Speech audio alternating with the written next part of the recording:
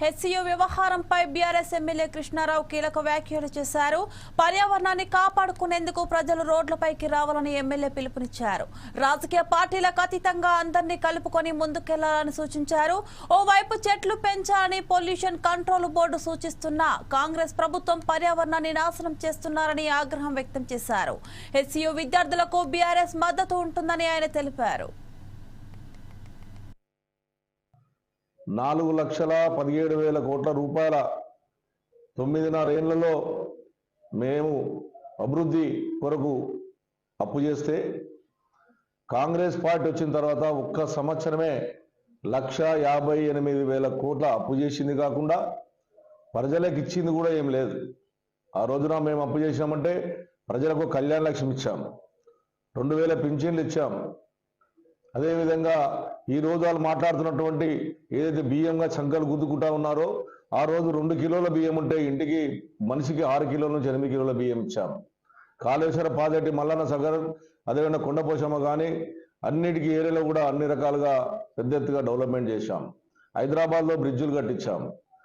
కానీ ఈ ప్రభుత్వం వచ్చిన తర్వాత అప్పు చేసిందే తప్ప ప్రజలకు ఇచ్చింది ఏమీ లేదు. ఆ రోజు మేము చేసినటువంటి అభివృద్ధి తప్ప మేము విడిచిపెట్టినటువంటి అన్ని కూడా 30%, 40%, 20% ఉన్నటువంటి ఇనాగ్రేషన్ చేసుకుంటా అవి కూడా కలర్లు వేసుకుంటా మాయని చెప్పుకున్నటువంటి స్థితిలో ఈ కాంగ్రెస్ పార్టీ ప్రభుత్వం చూస్తూ ఉన్నాం. మరి ఈ రోజున ప్రభుత్వం భూమి అని చెప్తా ఉన్నారు. మరి విద్యార్థులు ఎవరు? మన దేశ ప్రజలు గారా, మన రాష్ట్ర విద్యార్థులు గారా? వాళ్ళ కొరకు ఈ రోజున 400 ఎకరాలు మీరు ఏదైతే ఇంద్రమ్మ పేరు చెప్పుకొని ఇంద్రమ్మ రాజ్యం అని చెప్తా ఉంటారు ఎప్పటి మీరు చాలా గొప్పగా. అటువంటి ఆ ఇంద్రమ్మ తల్లే ఆ రోజు యూనివర్సిటీకి కేటాయించిన ఏదైతే కాంగ్రెస్ పార్టీ అధ్యక్షురాలైనటువంటి ఏదైతే ఇంద్రమ్మ తల్లి పేరు చెప్పుకుంటున్నటువంటి తల్లే ఆ రోజున యూనివర్సిటీ కేటాయించినటువంటిది కూడా మర్చిపోయి ఈ రోజున ఆ ఇంద్రమ్మ తల్లే చెప్పినటువంటి ల్యాండ్ని అమ్మకాన్ని పెట్టి ఒక మంత్రి మాట్లాడతాడు, పైసలకు వచ్చిన పేరు యాక్టివ్ అని చెప్తాడు.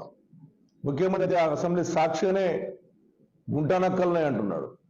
నిన్న మీరే మీ ఛానల్స్ల జుంకలు ఆ రోజున నెమిలీలు ఏ రకంగా బాధపడతా ఉన్నాయన్నటువంటిది కూడా మీరే ఈ రోజున సాక్ష్యాలు చూపెట్టారు. దాన్ని ఆ రోజున మా కేసీఆర్ గారు హైదరాబాద్ నగరం బాగుండాలని, తెలంగాణ రాష్ట్ర వర్షపాతం పెరగాలని, రాష్ట్రంలో దేశంలో ఎక్కడ చేయలేనటువంటి విధంగా హరితారం జిల్లాలో కూడా వర్షపాతం పెంచే విధంగా ఆ రోజు లక్షల కోట్ల చెట్లు తెచ్చి నాటి, ఎక్కడైతే ఫారెస్ట్లు ఉన్నాయో అక్కడ చెట్టు నాటి, ఎక్కడైతే హైదరాబాద్ నగరంలో చెట్టు పెడితే ఏవో మేకలు అవో తినిపోయే ప్రమాదం ఉంటే కంచె లేపించి ఆ రోజు చెట్లు కాపాడి ఈ రోజు హైదరాబాద్ నగరాన్ని అభివృద్ధి బాటలు నడిపించినటువంటి గొప్ప నాయకుడు కేసీఆర్ గారు. మరి అటువంటి నాయకుడు ఈ రోజు అది చేసినా ఉంటే అవన్నీ ఏవైతే ల్యాండ్స్ ఉన్నాయో హైదరాబాద్ నగరంలో ల్యాండ్స్ అమ్మేసి వీళ్ళు